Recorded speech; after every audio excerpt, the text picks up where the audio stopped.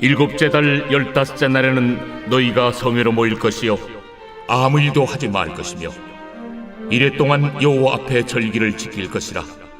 너희 본제로 여호와께 향기로운 화제를 드리되 수송아지 13마리와 순양 2마리와 1년 된 순양 14마리를 다 흠없는 것으로 드릴 것이며, 그 소재로는 고운 가루에 기름을 섞어서 수송아지 13마리는 각기 10분의 3이요 순양 2마리는 각기 10분의 2요 어린 양 14마리는 각기 10분의 1을 드릴 것이며, 상번제와 그 소제와 그 전제 외에 순염소 1마리를 속죄제로 드릴 것이니라.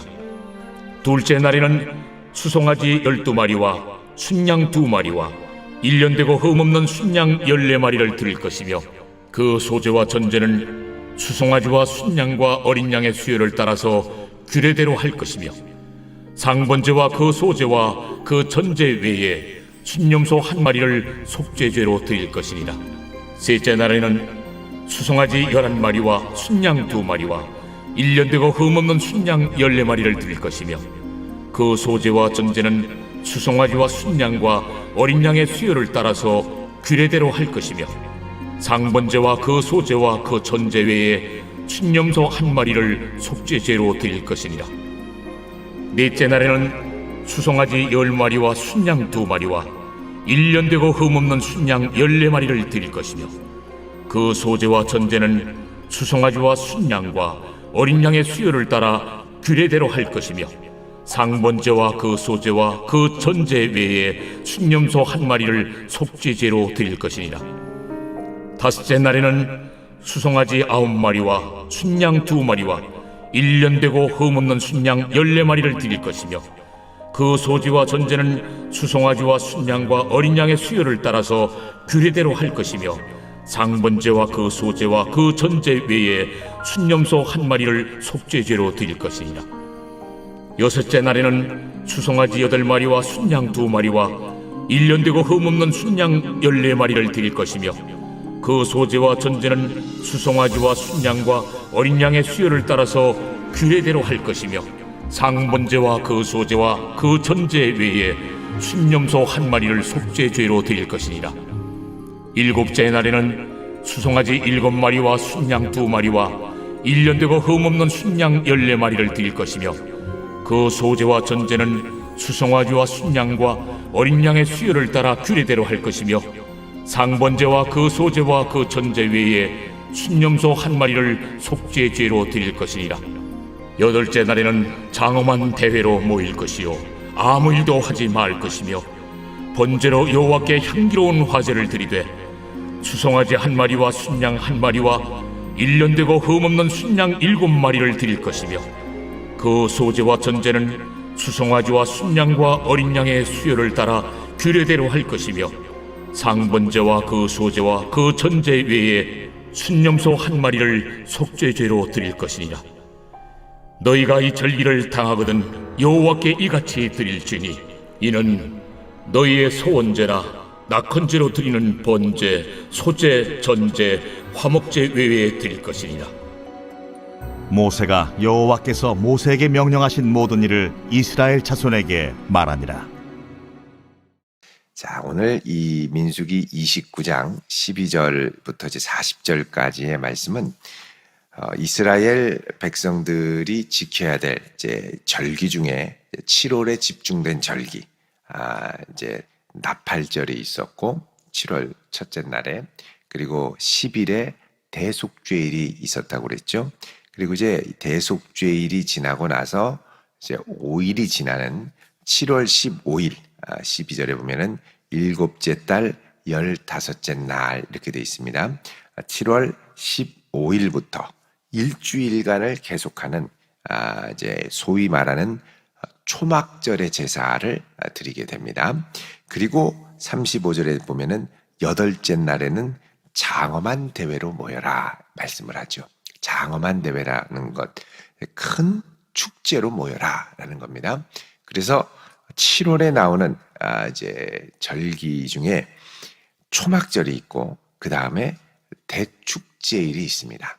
우리가 그동안 살펴본 7월의 이 제사들을 보면은 이제 나팔절, 대속죄일, 초막절, 대축제일. 자, 이렇게 절기가 많은 이유 중에 하나는 하나님께서 이 7월이 추수하는 계절로 모든 곡식을 거두고 모든 과일들을 거두고, 그래서 이 7월에 초막절을 이제 수장절이라고도 이야기를 합니다. 수장절이라는 건 곡식을 추수해서 잘 저장한다, 거둔다, 이런 의미가 되기도 하죠. 그래서 풍성한 곡식, 풍성한 소산, 또 풍성한 가축들, 이것들을 놓고 하나님 앞에 감사를 드리는데, 먼저는 이 달은 7월 나팔을 불면서 특별히 경건한 달, 하나님 앞에 우리가 지난 한 해를 어떻게 달려왔는가를 돌아보는 절기로 경건하게 시작을 하고, 7월 10일에는 이스라엘 백성들의 모든 죄를 하나님 앞에 가지고 나와 사함을 받는 대속죄일의 절기를 지키고, 그리고 5일 후에 15일부터 일주일간 초막절이 있는데, 이 초막절에는 이스라엘 백성들이 하나님 앞에 지난 시간들을 돌아보며 이제 말 그대로 초막을 짓고 하나님 앞에 이제 주님의 은혜에 감사를 드리며 지키는 절기입니다. 자, 초막이라는 말은 말 그대로 초막을 짓고 그 안에 들어가면서 보내는 절기입니다. 지금도 이스라엘 백성들은 이제 이 초막절을 지키죠. 초막절. 지금은 뭐 마트에 가면 초막절 세트를 팝니다. 초막절 세트는 뭐냐면 우리 텐트 같은 거 있죠. 이스라엘 백성들이 이제 자기 집 옥상에다가 다 초막을 짓고 거기서 그냥 일주일간 살거든요. 음식도 위에 갖다 놓고 초막절에 텐트를 지을 수 있도록 초막절 텐트 세트죠. 그리고 거기에 종려나무 가지 같은 거 이렇게 장식할 수 있게 해놓고, 그래서 위에 전기도 또 연결하고, 그래서 이제 그 위에서 일주일간을 지내는데, 자, 이렇게 일주일간을 밖에 지내는 건 뭐냐? 40년 동안 이스라엘 광야에서 지냈던 이 광야의 시기를 떠올리기 위한 것입니다. 자, 7월 10일에 대속죄일이라고 그랬죠. 큰 은혜로 구속받은 우리가 이제 하나님의 은혜를 생각할 때는 오늘 우리가 부른 찬송가 가사와 같이 나 같은 죄인 살리신 주 은혜 놀라와, 어떻게 나같이 연약하고 참 맞을 것 없는 인생을 하나님이 이렇게 귀하게 여기시고 또 존귀하게 여기셔서 예수님을 주시고 이렇게 구원 얻은 백성으로 삼아주셨나, 참 감사하는 마음을 갖게 되죠. 그러면서 아무것도 아니었던 것 같은 나의 연약한 시절을 떠올리게 됩니다. 마찬가지로 우리가 이제 대속죄를 통해서 하나님의 은혜로 구속을 받고 참 내가 무엇이라고 하나님이 이렇게 구원을 해주셨는가 하며 이제 풍성한 소출이 있었다고 그랬죠. 많은 소출을 보며 그래서 사실 7월에는 별로 일을 안 합니다. 그래서 이렇게 절기들이 집중되어 있는데 푹 이제 하나님의 은혜로 많은 소출을 거두고 푹 쉬는 이 달에 고생을 하러 들어가는 거예요. 장막을 쳐서, 집이 있음에도 장막을 쳐서 그 안에 들어가 일주일을 지내며 이제 아빠는 아들에게 얘기를 해주는 거죠. 아빠, 우리가 왜 여기서 있어요? 하나님께서 예전에 우리를 이스라엘에 노예되었었을 때 크신 은혜를 베풀어 주셔서 우리를 이렇게 구원해 주셨고, 우리 선조들이 이렇게 40년 동안 광야를 돌아다니면서 천막을 치면서 살았다. 그래서 이런 초막을 졌어. 그러면서 이스라엘 백성들의 지난 시간을 돌이키며 은혜로 산 백성들, 끝까지 은혜로 살아야 된다는 걸 가르쳐 주기 위한, 어떻게 보면 신앙의 전수를 위한 절기가 바로 이 초막절의 절기입니다. 이 초막절의 절기 기간 동안 여기 이제 초막이라고 되어 있는데, 이 초막절을 이제 히브리어로 수코트 이렇게 얘기합니다. 수코트. 이 수코트라는 말은 말 그대로 초막이라는 말인데, 이 수꽃이라는 장소가 이스라엘의 출애굽에 있어서도 아주 특별한 의미를 갖고 있습니다. 여러분, 출애굽기 12장 37절을 한번 보시죠. 출애굽기 12장 37절을 보시면요. 12장 37절 우리 같이 읽어볼까요? 시작. 이스라엘 자손이 라암셋을 떠나서 숫곳에 이르니 유아 외에 보행하는 장정이 60만 가량이요. 아멘.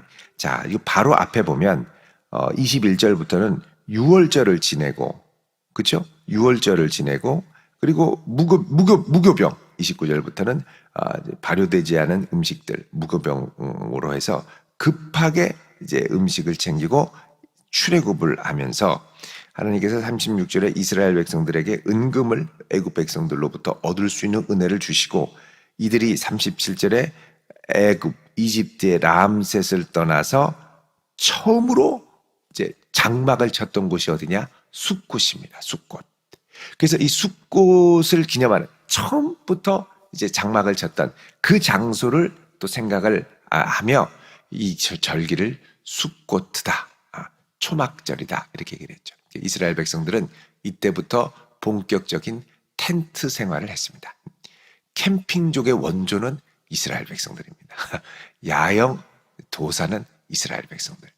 그래서 거기서부터 이제 40년을 하나님의 은혜로 갔죠. 그러니까 지금 여러분 약속의 땅에 들어가서 하나님이 많은 소출을 주고 집도 주고 많은 것들을 주면서 풍성한 것들을 복으로 하나님이 채워주셨는데, 이게 당연한 것으로 여기면 안 된다는 거죠. 우리의 삶에 당연한 게 하나도 없습니다. 하나님의 은혜로 여기까지 온 거죠. 그래서 많은 소출과 은혜 가운데 너무 감사하죠. 한 해 동안 풍년이고 가축도 많아지고, 자, 그 가운데 이걸 다 놓고 어떻게 하느냐? 텐트로 들어가는 겁니다. 나는 이렇게 살았었지. 우리 선조들은 이렇게 지냈었지.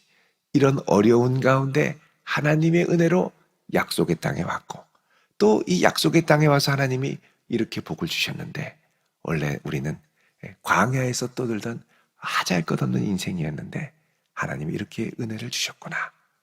늘 나의 뿌리, 신앙의 정체성을 잊지 않고 기억하며, 그러니까 거기서 일주일을 사는 거예요.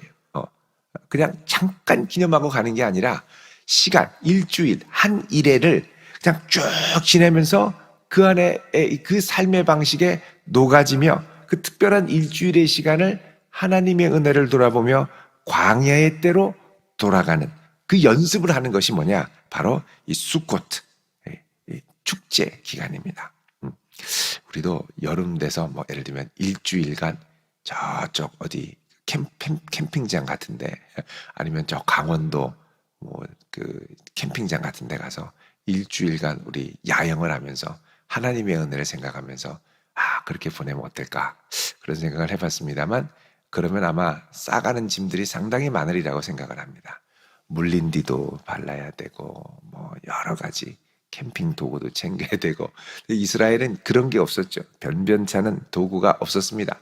그냥 하늘에서 만나를 내려주고, 그리고 불기둥과 기름기둥, 구름기둥으로 인도하시고, 광야에서 샘물을 내게 하시고, 그러니까 별로 준비한 것도 없는데 하나님 믿고 따라가면서 광야 40년을 이겨낼 수 있었던 것이죠. 그래서 이 장막절, 이 초막절이죠. 장막절이라고 안 하고 초막절이라고 합니다. 장막이라고 그러면 보통 이제 태버나클, 그래서 하나님의 성막을 생각하는데, 이 성막, 장막이 아니고 이거는 이제 초막이죠. 이스라엘 백성들이 다 각각 짓고 살았던 그 초막. 그 초막 안에 살게 되는데, 이때 이제 이스라엘 백성들이 하나님 앞에 풍성한 제사를 드립니다. 이때는 일주일간 하나님이 주신 은혜를 생각하며 아주 집중적으로 예물을 드리는데, 예를 들면 13절에 보면 처음 드릴 때는 어떻게 드리냐? 숫송아지 13마리. 송아지 13마리면 엄청 많은 겁니다. 한 마리도 많은데요. 13마리. 그 다음에 순양 2마리. 매일 2마리씩. 그리고 1년생 순양. 1년생 순양 14마리. 그리고 순염소 1마리. 거기에다가 이 짐승별로 드리는 이제 그 제물별로 양과 염소에는 10분의 1 에바, 순양에는 10분의 2 에바, 소에는 10분의 3 에바. 이렇게 해서 이제 드리게 되는 거죠. 그리고 이제 기름도 달라지고. 자, 그런데 여기 이제 똑같이 이렇게 진행이 되는데, 이제 시간이 갈수록 뭐가 줄어드냐 하면 이제 숫송아지, 하나님께 드리는 소의 수요가 줄어듭니다. 그래서 13절에는 13마리였는데 17절에 둘째 날에는 12마리가 되고, 그 다음에 20절에 셋째 날에는 11마리가 되고, 그 다음에 23절에는 10마리가 되고, 그리고 26절에는 9마리. 그렇죠? 그리고 29절에는 여섯째 날에 8마리, 그리고 32절에는 7마리까지 줄어듭니다. 그러니까 제일 많이 풍성하게 감사하게 했다가 점점 줄어들죠. 이게 이제 사실은 내가 갖고 있는 소유, 하나님께 드리는, 이게 광야 생활이 시작되면서 점점 줄어들지 않습니까? 점점 줄어드는 것과 아주 유사한 패턴을 보입니다. 점점 줄어들다가 이제 내 힘으로 살 수 있는 게 아니라 이제부터는 하나님의 은혜에 전적으로 의지하는 타이밍이 오는 것이죠. 그래서 초막의 일주일을 지내면서 이제 비워지는 훈련, 가난해지는 훈련, 그리고 주님의 것으로 채우는 훈련을 초막에서 계속 하게 됩니다. 그리고 나서 35절에는 마지막 끝날 때 장엄한 대회로 모이고, 나중에는 한 마리밖에 없어요. 숫송아지 한 마리, 순양 한 마리, 1년생 순양, 여태까지는 14마리씩 드렸는데 절반인 7마리. 이렇게 해서 하나님 앞에 마지막으로 제사를 드리게 되죠. 그러면서 큰 축제로 그동안 인도하신 하나님의 은혜에 감사하며, 크게 감사하며 이제 지내게 됩니다. 그러니까 처음에는 잡았던 이 소들이 많으면 그만큼 먹을 것이 풍성했는데 갈수록 줄어들고 단출해지는 경험을 하게 되죠. 자, 그래서 이스라엘의 절기의 마지막은 광야를 인도했던 우리의 인생을 감사하는 것으로 끝납니다. 광야 같은 우리의 인생이 하나님의 은혜로 걸음걸음 잘 걸어오고, 그리고 마지막에는 광야에서의 우리의 인생을 인도하신 하나님께 영광을 돌리며 끝나는 것이죠. 그 광야를 지나가는 동안 우리는 초막 같은 인생 가운데 살아갑니다. 여러분, 이 고린도 후서에도 보면 만약 우리의 장막집이 무너지면 하늘로부터 오는 촛으로 덧입을 것이다 그랬죠. 그러면서 우리의 몸을 초막, 장막, 텐트로 비유를 합니다. 우리의 이 몸이 아무것도 아닌 것 같은 이 후패한 우리의 인생 가운데 이 장막을 갖고 살다가 나중에 주님이 다시 오실 때 우리의 몸에 하나님의 성령이 덧입혀지고 능력이 덧입혀지면 우리의 몸이 이제 영생하는, 다시 사는 몸으로 주님께서 은혜를 주시죠. 자, 이런 우리의 장막 같은 우리의 몸을 갖고 이 땅을 살아가고, 또 이 땅에서 모든 것들이 덧없이 변하죠. 우리는 자꾸 쌓아가려고 하고 애를 씁니다만 사실 우리 인생은 갈수록 비워지는 인생입니다. 물질적으로는 조금씩 쌓을 수 있겠죠. 그러나 우리의 육신도 후패해져 가고, 우리의 건강도 후패해져 가고, 우리가 갖고 있던 인간관계도 점점 줄어들게 되고, 우리의 인생이 점점 슬림해져 가는 것을 경험하게 되죠. 그러면서 결국은 뭐밖에 없냐? 내 인생을 인도하시는 주님밖에 없습니다. 이렇게 고백을 하며 주님 앞에 감사를 드리며 이스라엘의 한 해를 마무리하는 겁니다. 사실 이 인생, 이 절기를 따라 마무리하는 것은 우리 인생의 희노애락을 경험하며 걸어가는 인생의 길과도 매우 밀접한 관계가 있습니다. 우리 인생에 많은 것들이 있지만 결국은 줄어서 주님과 함께 동행하며 이 광야의 기간을 아름답게 지내고 하나님께 영광을 돌리며 축제 같은 우리의 인생을 마치고 주 앞에 올라가는 것이죠. 여러분, 광야 같은 인생을 간다고 해서 인생의 즐거움이 없는 게 아닙니다. 광야 같은 곳을 지나가도 주님이 함께 하시면 그곳이 축제와 잔치의 현장이 되는 것이죠. 사실 그래서 예수님께서 처음 오셔서 베푸셨던 이적이 가나의 혼인잔치였습니다. 별것 아니었던 그 혼인잔치에 포도주가 다 떨어져 가니까 주님이 어떻게 해요? 물을 바꾸어 포도주로 바꿔주시죠. 그게 완전히 침울할 뻔했던 그 잔치가 예수님으로 인하여 풍성해지는 은혜를 경험하게 됩니다. 우리의 인생길에 주님이 함께 하신다면 우리의 인생이 큰 기쁨의 축제로 바뀌게 될 줄로 믿습니다. 갖고 있는 것이 점점 떨어지고 우리의 인생이 후패해지고 우리의 장막도 점점 기능이 노화돼서 비실비실 된다 하더라도 주님과 함께 이 광야를 잘 지내고 이 광야 같은 이 인생 가운데 우리를 인도하신 주님께 감사를 드리며 주 앞에 설 수 있는 그런 복된 인생 나그네 될 수 있기를 주의 이름으로 축원드립니다. 기도하겠습니다. 거룩하신 주님, 광야 같은 우리의 인생을 붙드시고 지키시며 인도해 주시는 주님의 은혜를 감사드립니다. 많은 은혜를 주시고 주께서 복을 주시지만 그 복을 당연한 것으로 여기지 않고 크신 은혜와 복을 주실 때 이렇게 된 것은 주의 은혜고 나 같은 죄인을 살리신 주님의 은혜에 감사할 수 있는 저희들이 되게 하시며 우리의 인생이 주의 은혜가 아니면 하나도 그냥 된 것이 없음을 고백하고 끝까지 주의 은혜에 의지하여 살아갈 수 있는 저희들이 되게 하여 주시옵소서. 오늘 이 한 날도 주께 맡기오며 예수님의 이름으로 기도드립니다. 아멘.